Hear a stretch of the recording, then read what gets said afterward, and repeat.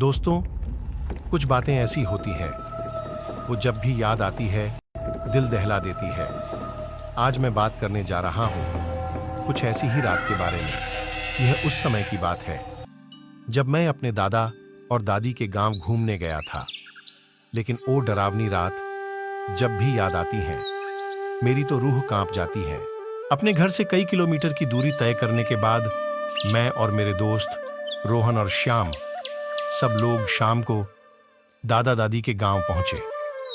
ज्यादा देर होने के कारण दादी द्वार पर ही खड़ी होकर राह देख रही थी। देर से पहुंचने के कारण दादी ने डांट लगाई और कहा, क्यों सुशील, कहां रह गए थे तुम लोग? मैंने कहा, दादी, साधन समय से न मिलने से देर हो गई।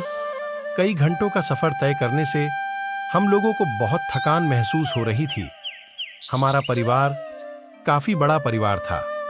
सभी लोगों से बहुत देर तक बातें हुई। फिर सभी लोग खाना खाकर सोने चले गए।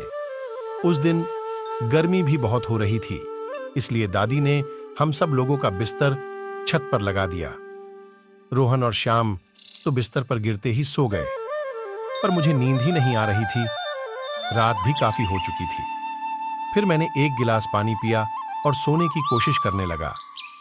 मुझे सोते हुए कुछ ही पल बिता था कि एक अजीब सी आहट से मेरी नींद खुल गई। जैसे ही मैं उठा, मुझे लगा छत के दूसरे किनारे में कोई बैठा है। जैसे ही मैंने टार्च लगाई, पर वहां पर कोई नहीं था। फिर मैंने चारों ओर टार्च लगाई। जैसे ही मेरी नजर घर के पीछे लगे हुए आम के पेड़ पर पड़ी, मेरी पूरे शरीर में झंझनाहट दौड़ गई।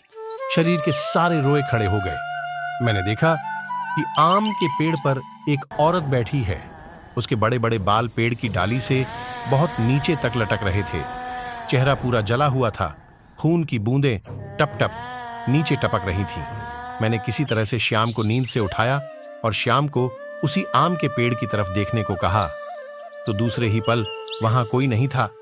श्याम ने पूछा, क्या हुआ भाई? मैंने कहा, कुछ नहीं, तू सो जा। मैंने इतनी रात को यह बात बताना टिक न समझा। रात किसी तरह से कटी। सुबह होते ही मैंने दादी से सारी बात बताई। दादी ने डांट लगाई, बोली, रात में क्यों नहीं बताया? मैंने कहा, दादी, डर की वजह से मेरी हिम्मत न हुई नीचे आने की। दादी ने मुझे समझाया और बोली, उस औरत की शादी हुए अभी कुछ टाइम हुआ था।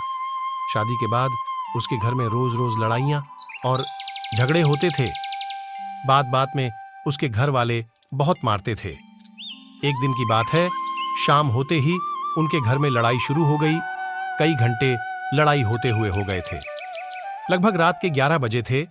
उनके घर में अचानक से आग की लपटें उठने लगी। जब तक गांव वाले आग बुझाते, फूस का पूरा छप्पर जलकर राख हो चुका था।